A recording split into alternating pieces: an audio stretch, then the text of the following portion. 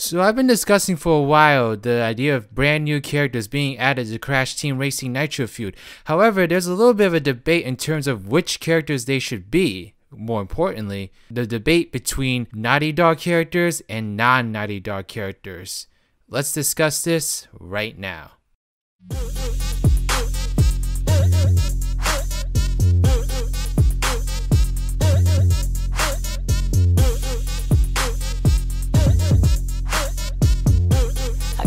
Sauce in my bag, swag.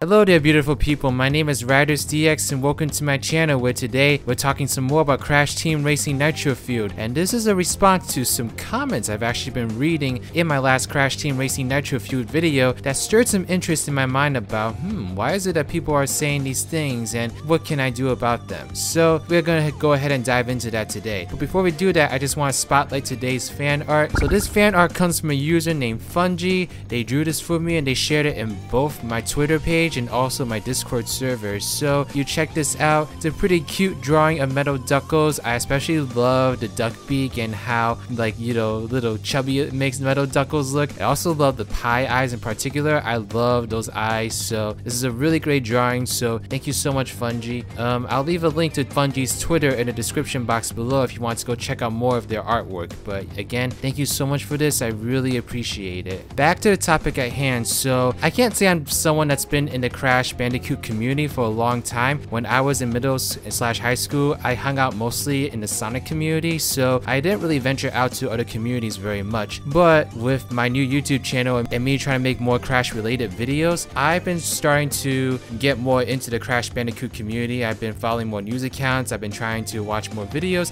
and trying to keep up with more opinions on what people are thinking about Crash Bandicoot, and more importantly, what they're thinking when it comes to the brand new Crash Team Racing Nitro Feud, which is coming out this June. And so I made a video a week or two ago on 5 characters that I want to see added to Crash Team Racing Nitro Feud. And first of all, it's gotten a lot of great support, so thank you so much for watching it first of all, especially because I'm not typically a Crash channel, so this is really great to see that people are interested in the content. But what really caught my attention was the divisive opinions in the comments section in terms of, like, do we want to see characters outside of the Naughty Dog trilogy added to this game or not? And there's definitely a lot of controversy in terms of who wants them in this game and who does not want them in this game. So I'm showing off some comments right now on the video of some people who absolutely do not want to see post Naughty Dog characters appear in Crash Team Racing Nitro Feud, and this is honestly a mindset I was pretty surprised by when I put out the video. And maybe I was just surprised because I hadn't been in the Crash Bandicoot community for a long time, so I just didn't realize that this was a mindset that even existed. But I'm going to talk about what I think about this mindset and ultimately why I think it might be damaging to the Crash Bandicoot franchise. So let's go ahead and dive into it. So obviously at this point we know how successful the Crash N. Sane Trilogy was. First of all, they remade 3 very well respected prestigious games in the Crash Bandicoot franchise, and they basically brought a brand new lease of life to Crash Bandicoot. I mean, I don't know if you all heard the story that was broken last week, but the N. Sane Trilogy has ended up selling 10 million copies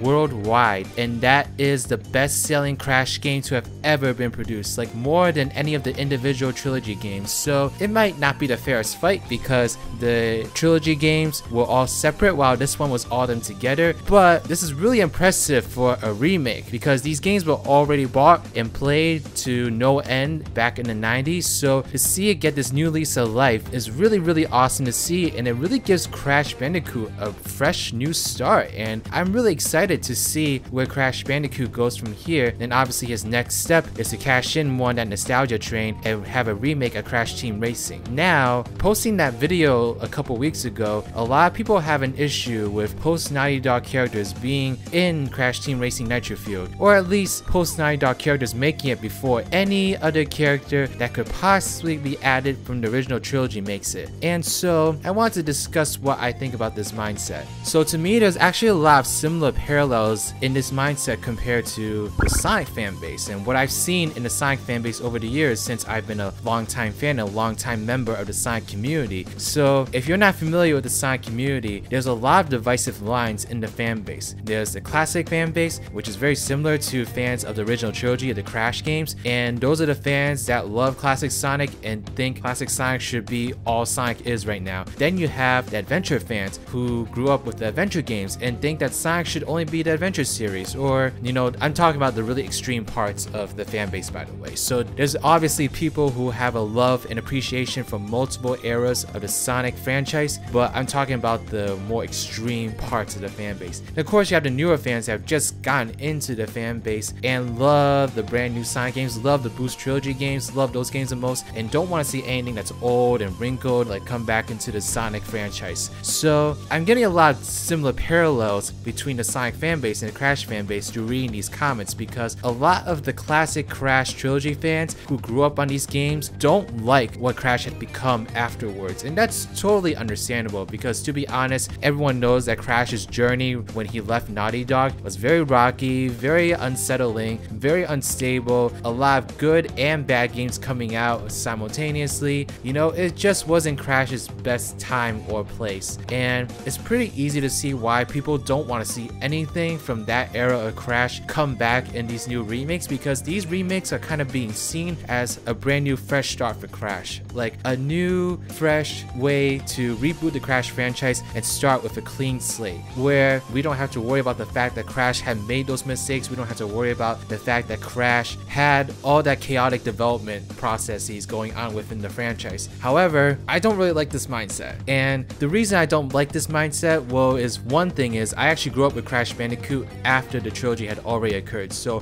for me personally, my first Crash Bandicoot game was Crash Twinsanity, and that game itself is pretty polarizing in terms of like how many people like it and how many people absolutely despise it. There's a lot of interesting debate on that game in particular, and I would love to make a video on that in the near future, but that's another topic for another day. But I grew up with Crash Twinsanity, and there was a few people in the comment section that grew up with Crash Twinsanity too, and that was really cool to see. And so these post Naughty Dog characters that people don't want in this game because it might poison or taint the game, these are characters that I grew up with. These are characters that I kind of grew to love, playing through Crash Twinsanity. Like, I love Nina Cortex, for example. I love how she was introduced in Crash Twinsanity, and I love how she evolved and became like an evil mastermind in Clash of the Titans. So I really love Nina Cortex in particular, and that's why she's my #1 in that video. Spoiler alert for those who haven't watched that video yet, though that's only one choice. So if you want to check out my other choices, then feel free to click on the link in the top right corner. But anyway, that's why I really wanted to see Nina Cortex in particular, because I've grown to love her from Crash Twinsanity, and to me, maybe the game itself was a little bit up and down in terms of enjoyment, but it was my first Crash game. It's what introduced me to the franchise, and it's what made me a fan. And I think that's something that a lot of these like really hardcore classic fans are forgetting, is that even though those Crash games after the trilogy were not received as well in Crash Bandicoot, it led Crash Bandicoot into a nearly 8-year hiatus. There were still fans that came in during those times. There were still fans that had those as their first games and actually loved them. Like, there's actually quite a demand for Crash Twinsanity remake in particular, and that's something I totally support, and I will probably make a video on that in the future as well. And so I think they're forgetting that there's a lot of fans that came in after the original trilogy, and they can't help it that that's when like they came into a franchise. That's just when they came in, and they fell in love with those characters in particular, and that's why they would want to see those characters appear in Crash Team Racing Nitro Fueled, especially when, according to another user in my comment section, there has been confirmation that there will be characters and stages and stuff from post Crash Team Racing that will make an appearance in this game. So apparently there's already confirmation of that happening. If anyone wants to confirm that in the comment section below, then please feel free to do so, because I couldn't really find anything, so I'm not sure if that's actually a confirmed fact or if it's just something that was just assumed from something else they said. But anyway, I think this mindset is just very damaging overall, because you can't just ignore or completely wipe out a franchise's history. Nothing good really comes out of that, because from a development standpoint, kind of being able to take the good out of those years and keep them in the next few games is something that could be really important in terms of like improving the franchise and keeping an open mind of what has worked in the past and what has not. And so if you try to start completely fresh, have no acknowledgement, nothing whatsoever of the previous games, not only is that very just not beneficial from a quality improvement improvement standpoint, it's also very cruel to like the fans that came in during those times, because those fans came in during those games and they love those games. That's why they stuck with the franchise up to this point and want to see these characters come back in Crash Team Racing Nitro Fueled. You know, so those games did some good, whether you like it or not. Like even Wrath of Cortex, which I know a lot of people really dislike, and you know, I haven't played it personally, but from what I can see of it, it doesn't look like a great game in my opinion. But that game did bring in fans, and that game was some of the fans' first Crash Bandicoot game, and for some people, their favorite. And so I don't think it's fair to leave those fans in the dust just because it wasn't as well received publicly. I think the fairest thing to do is to try to please as many people as possible in the Crash franchise in terms of adding different characters in different stages and different things from all these different games, because the benefit with a racing game is that you can have a ton of different characters, you can have a ton of different tracks, and if you don't like something, you don't have to play it. Like, that's the beautiful thing about these kind of games, is that if they put in a character or a track that you don't like and you think kind of taints Crash for you, you don't have to touch it. Like, just don't select it, don't select that character to play, don't play that track, just don't touch it, and you can have your pure Crash, classic Crash experience all you want. And if that's how you want to play the game, then that's totally fine. You know, it's perfectly fine for you to only want characters from the original trilogy. That's totally fine. But if you don't even have to touch those characters that would be from the new games, then I don't see what the issue is with just adding them and trying to appease more fans. Now, if this was like a mainline Crash game and they was trying to please all people by like creating multiple gameplay styles like they did in Wrath of Cortex, then that would be a problem, because then you would be diluting the focus of the game, and by pleasing everyone, you might actually end up not pleasing anyone by not developing any of those play styles fully. But with a racing game, this is a perfect opportunity to create content that everyone can enjoy and give a little bit of something for everyone, and that's the beauty of these kind of games. You can have Nina Cortex, you can have Crunch Bandicoot, but you can also have Tana, you can also have Nitrous Brio, you could have Koala Khan. There was a lot of people asking for that character in my comment section, and like,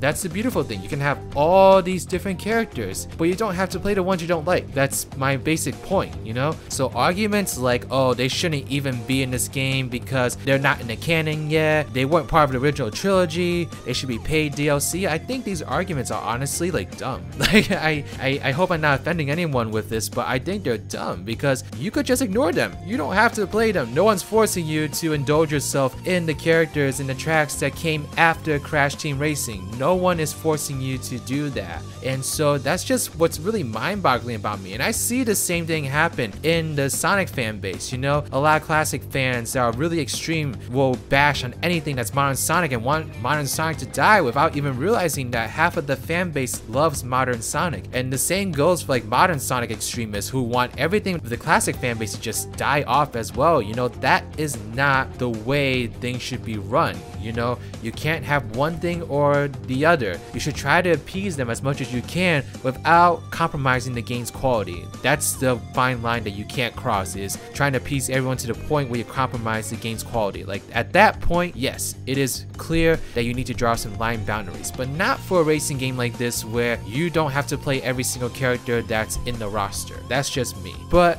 I feel like I've ranted long enough. This actually drew a lot of like passion out of me, so I hope you all appreciate my viewpoint and that we can have a good discussion here. I'm not trying to offend anyone with my comments. I just saw this viewpoint. I thought, like, I was really surprised to kind of see this, so I really want to address it and have a good discussion about this. But let me know your thoughts in the comment section below. Let's have a respectful, mature conversation about this. Let's not do any like insulting stuff in the comment section below, okay? Okay. Please give this video a thumbs up if you like it, subscribe to my channel if you like videos like these, want to see more in the future, follow me on Twitter at RidersDX, or join my Discord server, The Spongy Garden. And this is Riders, riding out.